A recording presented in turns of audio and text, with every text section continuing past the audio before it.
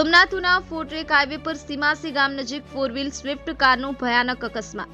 દીવ તરફથી આવતી car truck સાથે અથડાઈ ઘટના સ્થળે 3 વ્યક્તિના મોત, એકની હાલત ગંભીર।